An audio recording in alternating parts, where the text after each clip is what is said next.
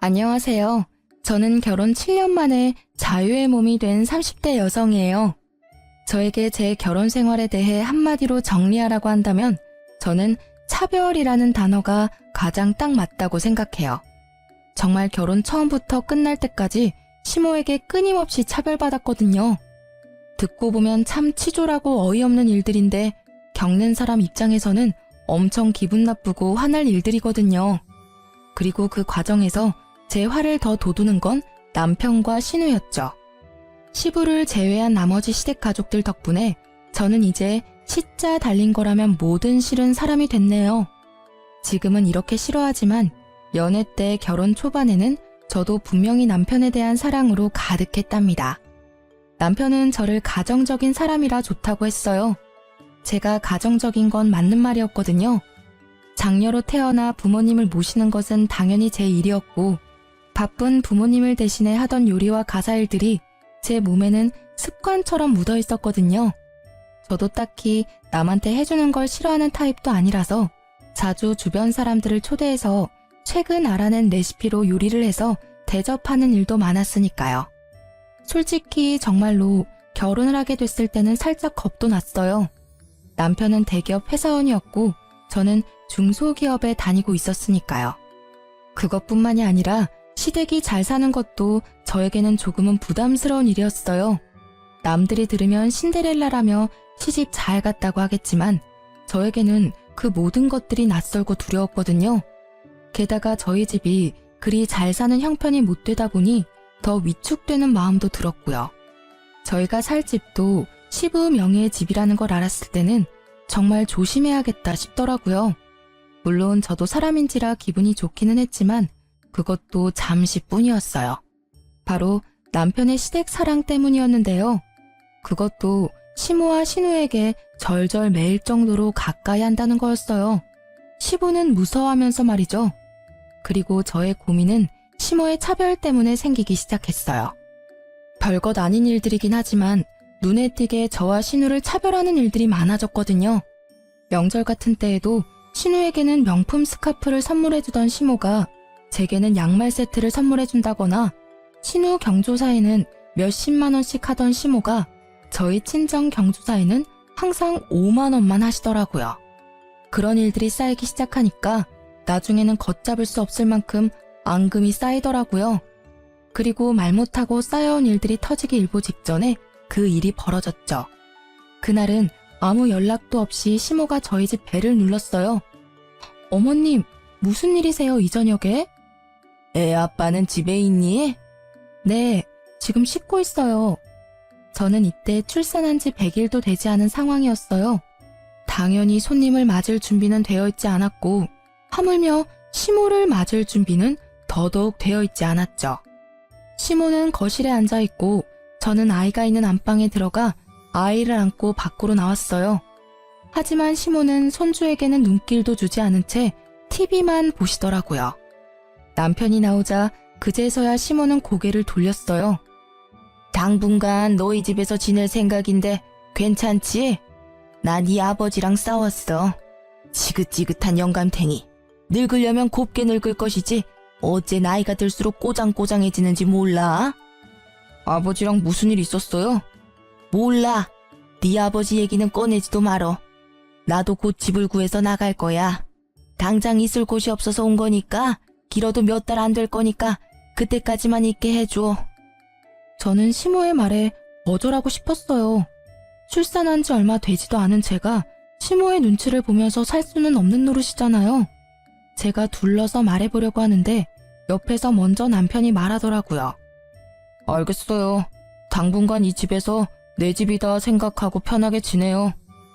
저와 단 한마디 상의도 없이 남편은 시모에게 오케이 사인을 내렸고 저는 튀어나오는 한숨을 삼키느라 애썼어요. 시모가 짐을 가지러 나간 사이에 저는 남편에게 말했어요. 어떻게 나한테 한마디 상의도 없이 어머님을 모신다고 그래. 나 지금 어머니 모실 수 있는 상황이 아니야. 출산 직후에 시집살이라니. 그냥 친정에서 조리하는 게 나을 것 같아. 에이, 뭐 그렇게 신경 쓸 일 있겠어? 엄마도 생각이 있으면 자기 괴롭히지는 않을 거야. 그리고 엄마 밖으로 잘 다니시는 거 알잖아. 당신이 신경 써야 할 일은 그게 없을 거라고. 게다가 엄마가 아버지랑 이혼하실 모양이야. 만약에 이혼하면 위자료 두둑이 받는다고 나한테 든든하게 챙겨준대. 희죽거리며 말하는 남편의 얼굴을 보니 한숨이 다시 터져나오더라고요. 솔직히 시모가 하는 말이 그런 거지. 실제로 위자료를 지금 시모가 가지고 있는 게 아니잖아요. 여보, 지금 당장 가지고 있는 돈이 아니면 진짜 나중 일은 모르는 거야. 혹시라도 모르니까 지금을 생각해, 응? 그런 실체 없는 돈에 휘둘리다 보면 나중에 곤란한 건 자기라고.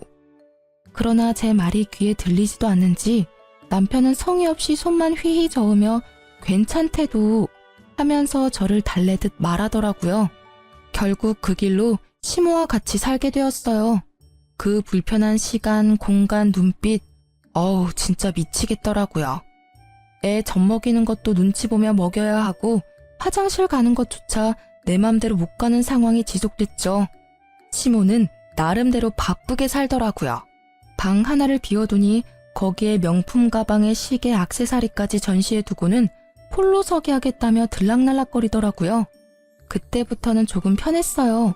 하지만 마주치지 않고 나서는 다른 상황이 또 저를 불편하게 하더라고요. 시모는 돈이 생기면 신우부터 챙겼거든요. 솔직히 저도 제 가족부터 챙길 것 같긴 해요. 그런데 우리 애한테는 진짜 눈길 한 번을 안 줬거든요. 게다가 우리 집에서 살고 있는데 어째서 돈을 신우에게 다 쓰는지 이해가 안 갔어요.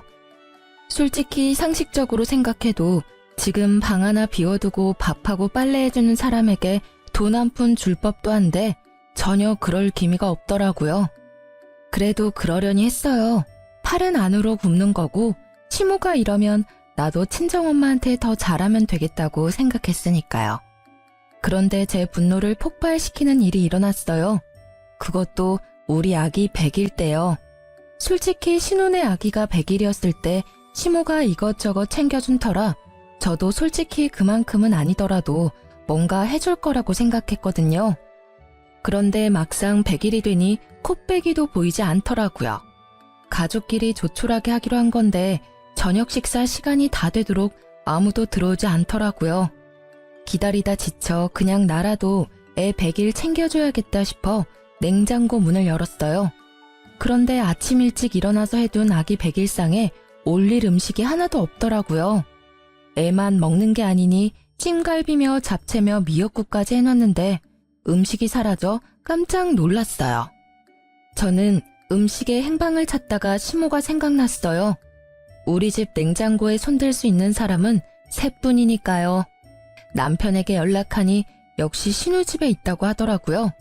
저는 신우집에 찾아갔어요. 갔더니 세상에 제가 만든 음식들을 신우 내외랑 아이들이 다 먹어버렸더라고요. 찌끄러기만 남은 제 반찬통을 보니 열이 치솟았어요. 당신은 왜 여기 있어? 우리 애 100일인 거 내가 아침에 말했지. 일찍 들어오라고 했는데 여기서 뭐 하고 있는 거야? 어머니가 여기 계셔서 모시고 가려고 했지. 그런데 왜 이렇게 화가 났어? 그럼 화 안 나게 생겼어? 사람들은 코빼기도 안 보이지. 내가 만든 음식은 다 사라졌지. 어머님, 어떻게 우리의 100일에 쓸 음식을 말도 없이 홀라당 가져가실 수가 있어요? 어머, 얘 말하는 것 좀 봐. 네 애만 중요하니? 나한테는 우리 딸 손녀도 귀해, 응? 너보다 내 새끼 뱃속에서 나온 애가 더 귀하다고. 너도 설마 내가 지금 돈 없고 백 없다고 나한테 뭐라 하는 거니? 너 그렇게 안 봤는데 정말 저속하다, 응? 어머님이 돈이 없기는 왜 없으세요? 그만한 명품들 있으면 웬만한 집 한 채 정도는 나오잖아요. 근데 이 상황이 정말 웃기잖아요. 내 새끼 음식 차려놨는데 어머님이 음식을 다 가져갔으니까 제가 화내는 건데 왜 이야기가 거기로 튀어요? 제 딸 음식을 대체 왜 가져가셨냐고요? 어머, 반찬 좀 가져갔다고 시어머니를 잡네 잡아. 꼴랑 몇 개 가져온 거 가지고 이 난리를 쳐? 그 반찬 몇 개를 만든 건 저잖아요. 게다가 신우한테 그렇게 퍼다 주시는 거 이해하거든요? 그런데 인간적으로 제가 만든 것까지 여기 가져오시는 건 좀 아니죠. 제가 어머님 밥 차리고 빨래하고 청소까지 다 해드리는데 이런 식으로 신우하고 차별하시는 건 너무하지 않아요? 게다가 손주들까지 차별하시잖아요. 차별이라니? 나는 없이 사는 너희 올케가 눈에 밟혀서 이러는 거야. 그리고 차별을 한들 네가 뭔데 나한테 그런 소리를 해? 네가 우리 집 사람이니? 넌 부혜자잖아. 없이 사는 신우요? 우리 집보다 평수도 넓은 데다 애도 하나뿐이고 남편은 돈 잘 벌어서 일도 안 하는 신우가 없이 살아요? 왜 이래 당신? 그만 좀 해. 왜 이렇게 심술궂게 굴어? 그것도 누나 집까지 와서. 너도야. 넌 도대체 어느 집 가장이니? 애 100일에도 늦도록 남의 집에 가 있는 네 꼴은 정상이냐? 애 100일상 뺏긴 걸 버젓이 보고도 누나 집에서 있는 게 좋으면 그냥 누나 집에서 지내. 어머님도 마찬가지고요. 저는 집에 돌아와서도 팔을 삭히지 못했고 복수를 하기로 했어요. 그냥 시모가 나갔으면 하는 마음으로요.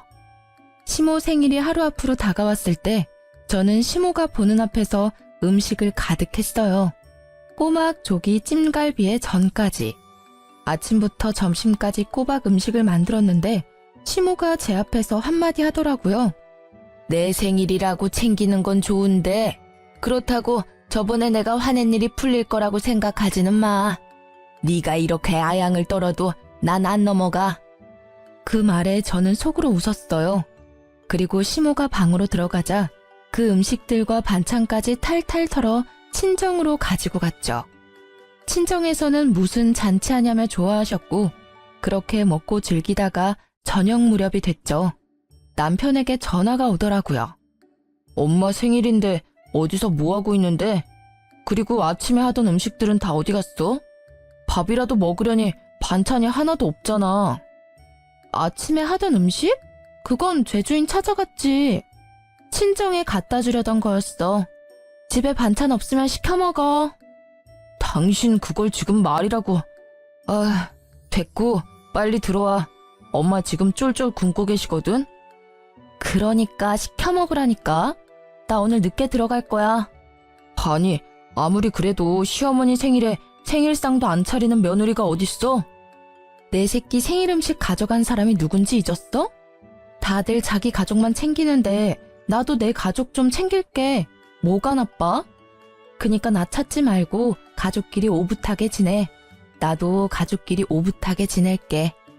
저의 빈정거림에 남편이 먼저 전화를 끊었더라고요. 그러면 누가 무서워할 줄 알았나 봐요. 저는 실컷 놀고 저녁 늦게 집에 들어갔어요. 시모가 깨어있더라고요. 저를 보더니 역시나 한 소리 하셨죠. 시모 생일도 안 챙기는 며느리가 여길 왜 들어와? 어이구, 내가 복이 없는 년이지. 생일에 미역국도 못 먹는 내가 무슨 복이 있어. 내가 전생에 뭔 죄를 지었길래 이런 생각 없는 며느리가 집에 들어왔나 몰라? 어머님, 섭섭해하지 마세요. 어머님이 하시는 대로 그대로 제가 해드렸잖아요. 그리고 전생의 죄는 제가 지었겠죠.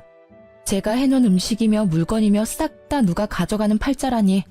도대체 무슨 죄를 어떻게 지었길래 매번 이렇게 남 좋은 일만 하나 모르겠네요. 그쵸? 한껏 빈정거리는 제 말에 시모는 부들부들 떨며 말을 잇지 못하더라고요. 이렇게까지 하고 싶은 생각은 없었는데 아침에 시모에게 들은 말 때문에 화가 나서 말이 막 나와버리더라고요. 그런데 그 뒤로 음식이나 물건을 신우에게 가져가는 일은 없어졌어요. 그렇지만 매번 자기가 위자료 받으면 너한테는 절대 못 준다며 중얼거리더라고요. 저는 솔직히 그깟 돈 필요 없으니 빨리 우리 집에서 좀 나가줬으면 좋겠다는 생각만 들었죠. 그렇게 시모와 싸우고 한 달쯤 지났을 때 시모가 저와 남편을 불렀어요. 내가 가만히 생각해보니 며느리가 주는 눈칫밥도 이제는 먹고 싶지 않고 이래저래 억울한 일이 많으니 이 집에서 나가 새로 거처를 마련할 생각이다. 그러니 내가 들어갈 곳의 전세금을 너희가 마련해. 시모의 그 말에 저는 어이가 없어서 입이 떨어지지도 않더라고요. 어느 정도 생각하고 있으세요? 못해도 1억은 너희가 해줘야 되지 않겠니? 혼자 살아도 제대로 된 곳에 들어가려면 그 돈도 모자라긴 하지만. 어머님, 그럴 필요가 뭐 있겠어요? 차라리 그냥 집에 돌아가시는 게 괜찮을 것 같은데요. 솔직히 각방 쓰는 거나 별거나 뭐가 달라요? 이번 기회에 가서 이혼 결정 지으면 될 것 같은데. 난 그 집엔 절대 안 들어가. 내가 미쳤니? 그 양반이랑 다시 얼굴 마주하게? 그럼 아가씨 댁은 어떠세요? 어머님이 많이 좋아하시고 또 편애하시잖아요. 그쪽으로 가면 딱 좋을 것 같은데요. 없이 사는 딸 신세 망칠 일 있니? 어떻게 딸 집에 들어가서 살아? 신우가 왜 없이 살아요? 우리보다 집 평수도 넓고 돈도 우리보다 더 많이 벌잖아요. 우리 집에 있기 싫으시면 아가씨 집도 괜찮죠. 내가 아니라 네가 싫은 거겠지. 왜? 한 달에 반값이라도 줘? 월세라도 내야 하니? 내가 내 아들 집에 와서 살면서 꼭 그렇게 해야 해? 월세 주실 생각은 있으셨어요? 그냥 아가씨 댁에 가세요. 저희 1억 없어요. 내가 너희 돈 떼어먹는 데니? 웃겨 진짜. 네 시아버지한테 위자료 받으면 나도 다 줄 거야. 시모는 그렇게 말했지만 그 돈이 하늘에서 뚝 떨어질 리가 없잖아요. 저는 육아휴직, 남편 혼자 버는 데다가 저축해놓은 돈도 많이 없는 상황에서 저는 반대할 수밖에 없었어요. 조금만 시간을 줘봐요. 돈을 마련할 방법이 있는지 좀 알아볼게요. 반대하려는 저를 말린 건 남편이었어요. 무슨 생각이 있어 이러나 보다 싶어 방에 들어갔을 때 물어봤어요. 당신이 무슨 돈이 있어서 해드린다는 거야? 진짜 해드릴 거야? 그냥 시간 끌기야. 대놓고 안 된다 말 못하잖아. 그 사이에 누군가는 해결해 주겠지. 남편 말은 그냥 이 상태 그대로 지켜보자였어요. 저는 빨리 나갔으면 해서 좀 실망했지만 이해하려고 했어요. 그런데 그날 이후 시모의 명품 쇼핑이 심상찮더라고요. 무슨 돈이 생겨서 저러나 싶었는데 신우가 좋나 보다 했었거든요. 시부와 살 때도 명품 쇼핑을 자주 했던 터라 별 신경 쓰지 않고 있던 저는 며칠 뒤 깜짝 놀라고야 말았어요. 제 자산관리 어플에 제가 쓰지도 않는 카드 내역과 카드론 내역이 있었거든요. 처음에는 오류인가 싶었는데 아니더라고요. 그 카드는 제가 만들어서 초창기에 조금 쓰다가 최근에는 쓰지 않고 내버려둔 카드였어요. 더 좋은 혜택의 카드가 나와서 그걸 그냥 둔 것인데 그게 왜 사용됐는지 알 길이 없었어요. 저는 부랴부랴 카드부터 찾았어요. 그런데 본래 있어야 할 자리에 카드가 없더라고요. 혹시나 싶어 저는 카드사에 들어가 쓴 내역을 훑어봤어요. 그리고 그 카드가 시모 손에 있다는 걸 알게 됐어요. 시모가 산 가방이 카드 내역에 떡하니 찍혔더라고요. 저는 뒤통수를 한 대 맞은 기분이었어요. 이 얼얼한 배신감. 이 카드를 시모가 뒤져서 가져갔을 리는 없고 분명히 남편이 찾아서 줬겠죠. 기다려보라더니 이 꼴을 보게 하려고 기다리라고 했나 싶었어요. 카드는 한도 끝까지 사용한 상태고 카드론도 1,000만 원 가까이 받았더라고요. 저는 열이 받아서 시모를 찾아 신우집까지 갔어요. 들어가는데 남편 신발이 거기 있더라고요. 이놈은 또 여기 왜 와 있는지. 그치만 잘 됐다는 생각이 들었어요.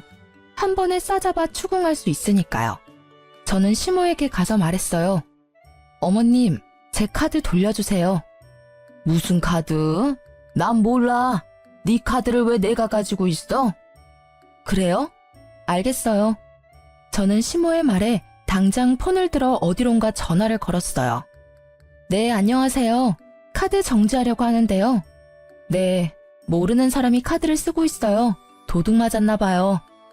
제가 내용을 다 말하기도 전에 시모가 제 전화를 획 뺐더라고요. 왜 네 맘대로 카드를 정지해? 어머님은 모르신다면서요. 그리고 제 카드 제가 왜 정지를 못 시켜요? 어머님이 가져가신 게 맞잖아요. 이번에 나온 카드비 어떻게 정산하실 거예요?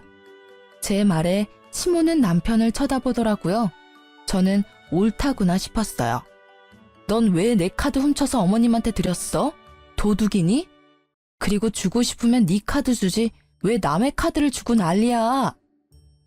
좀 그만해. 그깟 카드 얼마 썼다고 여기까지 와서 이 난리야? 그 금액이 얼마가 됐던 가족끼리 이러면 안 되지. 최소한 예의라는 건 있어야 할 거 아니야? 말 한 번 잘했다. 네가 말한 그 예의에 남의 카드 훔쳐가는 건 잘못 아니야?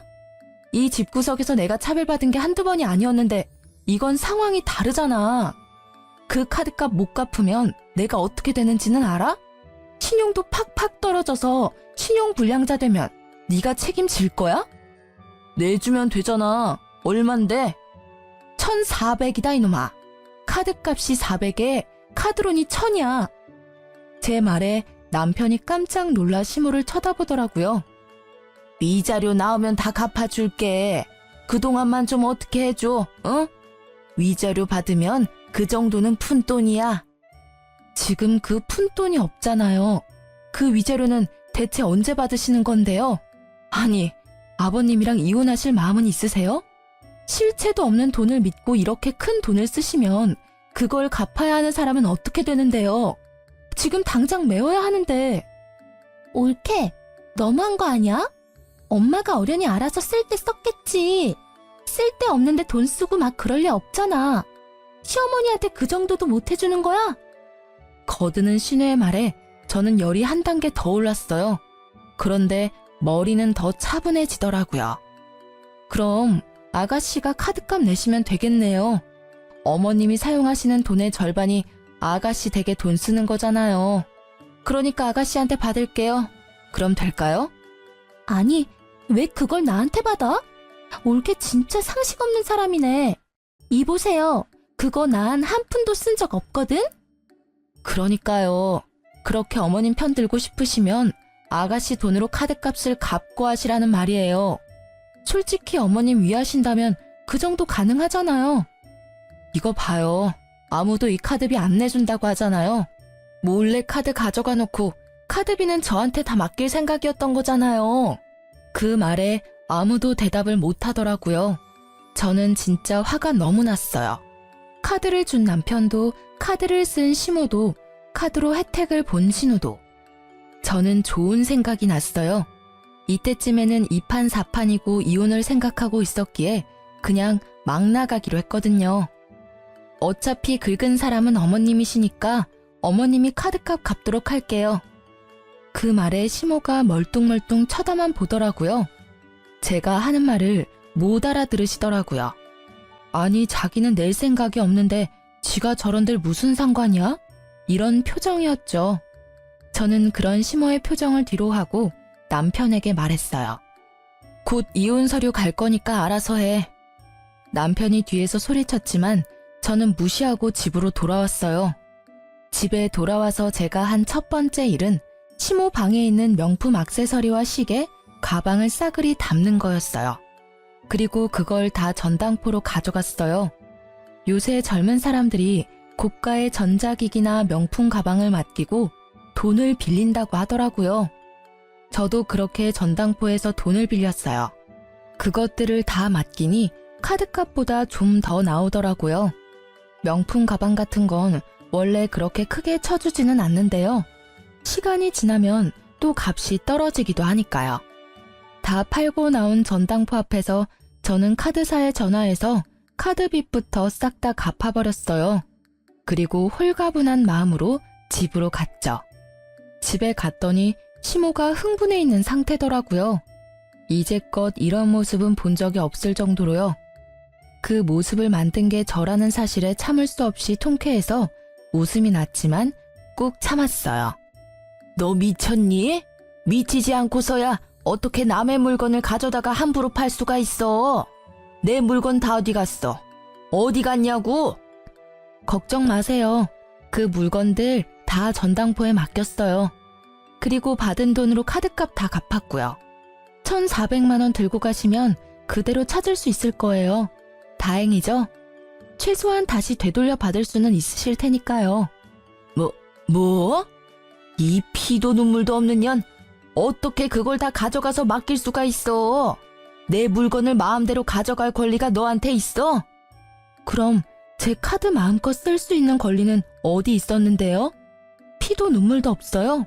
그 말 그대로 돌려드릴게요. 어떻게 육아휴직 중인 며느리 카드 펑펑 쓰고는 안 갚을 생각을 하세요? 저와 시모가 싸우는 걸 보자 남편은 제 손목을 붙잡더니 이야기 좀 하자고 돌려세우더라고요. 너 진짜 너무하다. 이혼 이야기도 그렇고 어머님 일도 이렇게 일방적으로 모든 일을 해결하려고 해.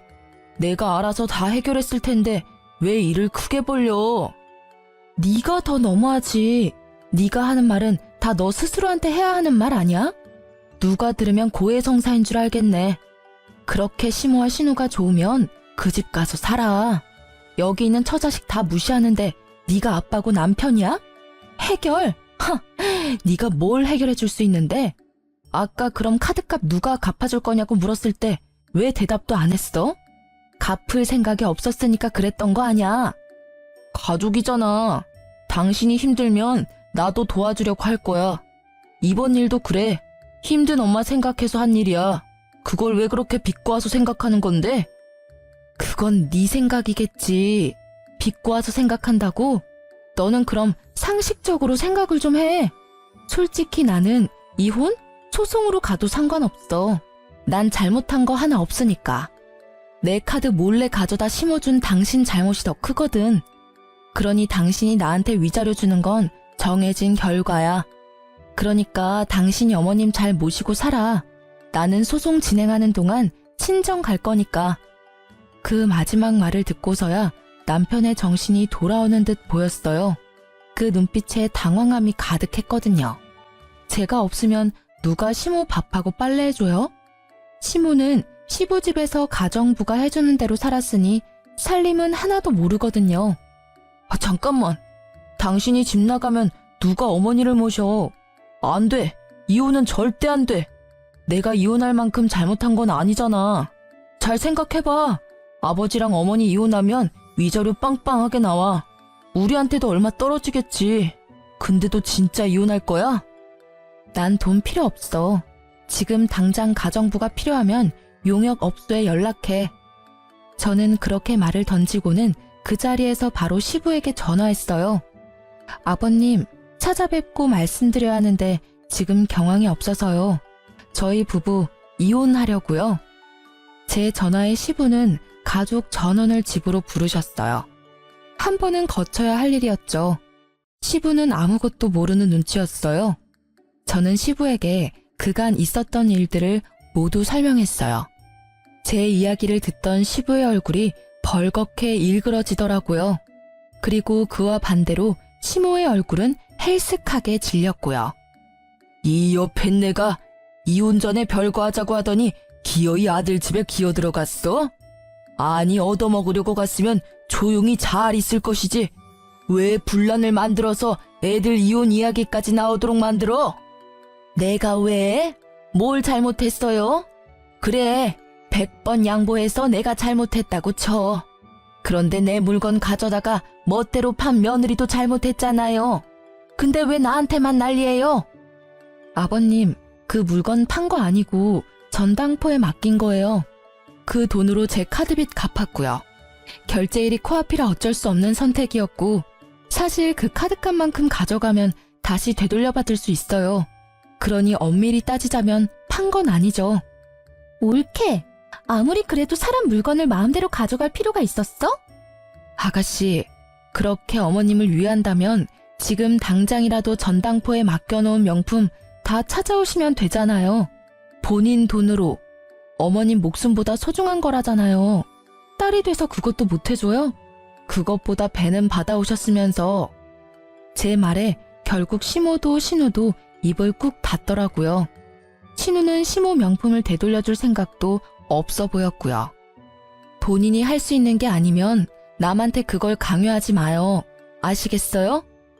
이거 봐요. 내가 이 꼴을 보고 살아야 해요? 당신이 위자료를 계속 적게 말하니까 내가 이혼을 못 하잖아요. 빨리 내가 원하는 만큼 해주고 이혼해줘요. 그제야 감이 오더라고요. 어머님이 이혼을 하고 싶어 하는데 이혼을 왜 안 하나 싶었거든요. 위자료가 자기 마음에 들지 않았던 모양이었어요. 그런데 시모의 말에 시부의 표정이 참 오묘하더라고요. 웃는 것도 우는 것도 아닌 그런 이상한 얼굴. 뜸들이던 시부가 말을 꺼냈어요.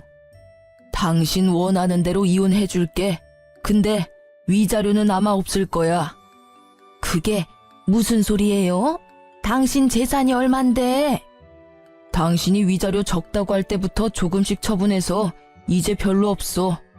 그래도 3억 정도는 가지고 있어. 그런데 그마저도 기대 못할 거야. 내가 당신이랑 이혼하려는 게 당신 사치랑 낭비 때문이었거든. 근데 이거 봐봐. 자식들 이혼까지 하게 만들었으니 당신은 유책 배우자인데다가 며느리한테 위자료를 줘야 할지도 모를 사람이 됐어. 내가 재산을 나눠도 당신한테 돌아갈 몫에서 위자료를 다 빼면 얼마 안 남아. 그 말에 시모의 얼굴이 새파랗게 질리고 남편과 신우의 얼굴도 당황함으로 말을 못하더라고요. 실체 없는 돈을 믿었던 남편과 신우의 벙찐 표정이 압권이었어요. 저는 두 사람의 얼굴을 보며 속으로 한참 웃었어요.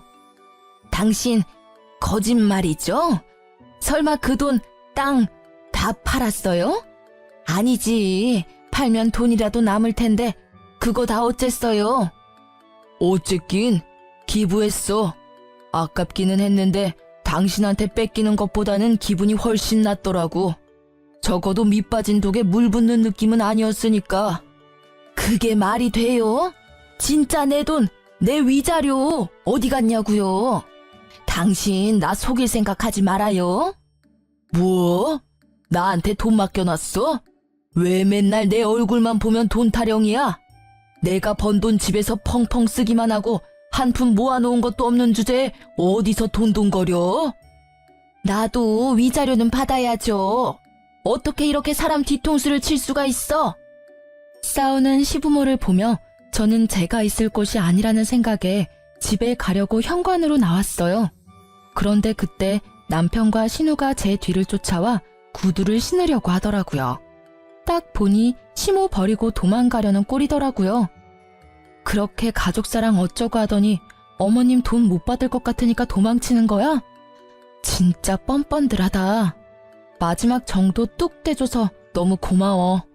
당신 하는 거 보니 나 늙어서 쓸모없어지면 어떻게 행동할지 딱 보여.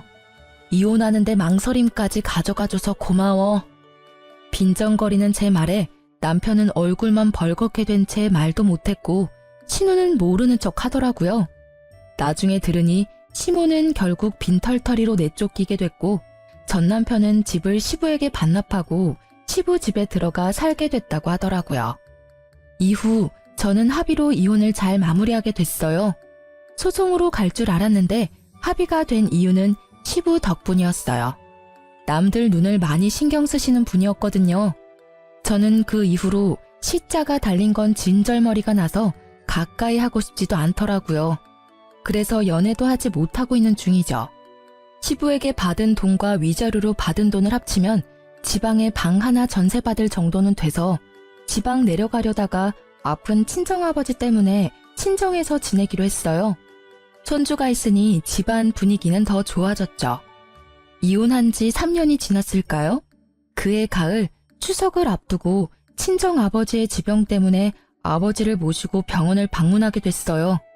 그리고 그곳에서 전 시모와 전 남편, 전 신우와 마주쳤어요. 상대방은 우리가 온 건지도 모르고 싸움에 한창이더라고요. 듣고 싶지는 않았으나 들려오는 대화를 유추해보니 전 시모가 위암에 걸려 입원해야 하는데 둘 다 자기가 못 모신다며 서로 떠넘기고 있었어요. 신우는 자기 혼자 사는 집이 아니라 돌볼 수 없다고 하고 전 남편은 시부가 싫어해서 모실 수 없다고 하더라고요. 그 사이에 끼인 시모의 표정이 피곤과 절망으로 절어있는 게 한눈에 보이더라고요. 그걸 보지 못한 채 두 남매는 싸우기에 급급했어요. 아니, 누나가 더 많이 받았잖아. 나는 엄마 때문에 이혼까지 했다고. 그것만 아니었으면 봐줄 사람도 있었겠지. 내가 뭘 더 받아? 얘 웃기는 소리 하고 있네? 게다가 이혼한 건 네 잘못이지 왜 남한테 뒤집어 씌워? 결혼 전에는 나보다 네가 더 많이 엄마한테 받지 않았어? 내가 월세 내잖아. 매달 내는 것도 얼마나 많은지 알아? 얼마 안 되는 월세 내주면서 나한테 생색내는 거야? 그럼 월세 앞으로 내가 낼 테니 네가 엄마 돌보면 되겠네. 전 시모는 두 사람을 피해 조용히 대기석으로 와서 앉더라고요. 바로 저희 옆자리였는데 저희는 신경을 쓰지도 못하더라고요. 그때 친정아버지가 한 말씀 하셨어요. 너 이혼한 거 참말로 잘한 짓이다. 저런 집구석에 있었으면 저 심호 간병은 너 혼자 다 했을 팔자 아니냐? 그랬을지도 모르죠. 근데 지금은 저 집 식구 아니잖아요. 그제서야 심호는 저희를 눈치챈 듯 하더라고요. 순간 깜짝 놀라던 얼굴이 곧 팔짱을 낀 아버지와 저를 보더니 부러움으로 물들어가는 게 보였어요. 큰 병 얻은 건 유감입니다만 긴 병에 효자 없는 거 아시죠? 본인 앞날은 본인이 잘 챙겨야 하겠네요. 친정 아버지의 말에 전 심호가 눈시울을 붉게 적시며 말하더라고요. 그러게나 말이에요. 내가 무슨 짓을 했는지. 며느라가 내가 참 잘못했어. 내 배 아파 낳은 자식들이 아픈 엄마 안 돌보려고 싸우는 걸 보니 이 세상 헛살았다는 생각밖에 들지 않아. 네가 있었으면 이런 비참한 꼴도 당하지 않았을 텐데. 누구든 그 집에 며느리가 있으면 며느리만 죽어났겠죠. 그렇게 애지중지 자식들만 챙기면 뭐해요? 인간들이 돈 없는 엄마는 이제 엄마로도 안 보는데. 마음을 좀 더 곱게 쓰셨으면 애초에 며느리 차별을 안 했으면 낙동강 오리알 신세는 면했을지도 모르죠. 그래, 다 내 잘못이고 다 미안해. 너 우리 아들이랑 다시 결혼해서 날 돌봐줄 수 없겠니? 이러다 진짜 요양병원에 죽을 때까지 갇혀 지낼지도 몰라. 심호의 말에 먼저 반응한 건 친정 아버지였어요. 끔찍한 소리 그만하세요. 이게 무슨 경우 없는 소리입니까? 예? 남의 귀한 딸 데려가서 흠집 내놓고 만신창이 만든 거 사과는 못할 망정 이제와 제 몸 아프다고 우리 딸한테 수발 들라고 하는 게 말이 되냐고요. 세상에 어이가 없어서. 그쪽 집안에서는 우리 딸이 눈에 못 미쳐도 우리 집에서는 곱게 자란 귀한 딸이라고요. 사람이 염치라는 게 있으면 말이야 저런 소리를 하지 말아야지. 아프다는 걸 핑계로 어떻게 내 귀한 딸한테 말도 안 되는 요구를 할 수 있어요? 인간이 덜 됐지. 지금 시대가 어느 땐데 며느리한테 병수발을 시켜? 아니, 그걸 이유로 재혼을 하라니 말이 되는 소리를 해야 말이지. 친정 아버지의 분노가 하늘을 찌르더군요. 제가 처음에 이혼했다고 했을 때는 죽어도 그 집 귀신이 되어야 한다며 저에게 한 소리 하시던 아버지였지만 아버지도 심호의 말에 버럭하시고 말았던 거예요. 제게 들었을 때는 과장된 부분이 있을 거라고 생각하셨던 것 같아요. 그리고 이런 이야기는 양쪽 이야기를 다 들어보지 않으면 진실을 알기 어렵다며 저에게 말하기도 하셨거든요. 아버지 입장에서는 제가 별거 아닌 일에 참지 못하고 이혼을 결정한 거로 보였을 테니까요. 그런데 직접 만난 심호의 생각보다 더 뻔뻔함에 아버지도 제가 한 말들이 모두 거짓이 아니라 진실이라는 걸 알게 되셨어요. 우리 딸 절대로 다시 못 줘요. 내 눈에 흙이 들어가도 안 됩니다.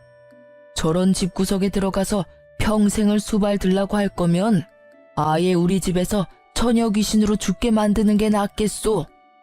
결국 아버지의 호통에 심호는 말을 더 이상 잇지 못했어요. 그리고 아버지의 큰 소리에 피가 나도록 싸운 두 남매가 저희 존재를 눈치채고 가까이 다가왔어요. 오랜만이네. 엄마가 또 무슨 이야기 했어? 병수발 들어줄 사람 없다고 나더러 당신이랑 재결합하래. 그 소리에 우리 아버지가 버럭하셨고 그 말에 전 남편의 얼굴이 확 일그러지더라고요. 당신이랑 아가씨 어머님 말이라면 죽는 신용이라도 하는 사람들이었잖아. 그렇게 죽고 못 살게 애틋하던 사이였는데 이제는 그런 것도 없나 봐. 서로 안 모시려고 피 터지게 싸우는 거 보면. 그런 거 아니야. 우리도 다 사정이 있어서 그런 거고. 그래, 그렇겠지. 이야기 다 들었어. 아버님 재혼하셨다면서? 그 사이에 자식도 있었다고 하던데. 어머님 위자료도 날아가고 이번에는 상속도 날아갈 판이잖아. 그러게, 내가 뭘 했어? 실체도 없는 돈에 휘둘리지 말라고 했지? 분명히 받을 수 있는 돈이었어. 그리고 액수는 크지 않지만 위자료를 받기도 하셨고. 근데 그걸 한순간에 다 날려버렸다고.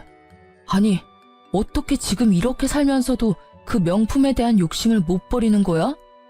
누나도 나도 불안하니까 카드나 현금을 못 주는 거야. 저번에도 내 카드로 쓴 돈 생각하면 진짜. 들어보니 시모가 저한테 한 것처럼 전 남편에게도 그대로 했던 것 같더라고요. 그렇죠. 자기가 당해보면 그게 얼마나 짜증나고 열받는 일인지를 여실히 알게 돼요. 지금 전 남편처럼요. 당해보니까 잘 알겠지?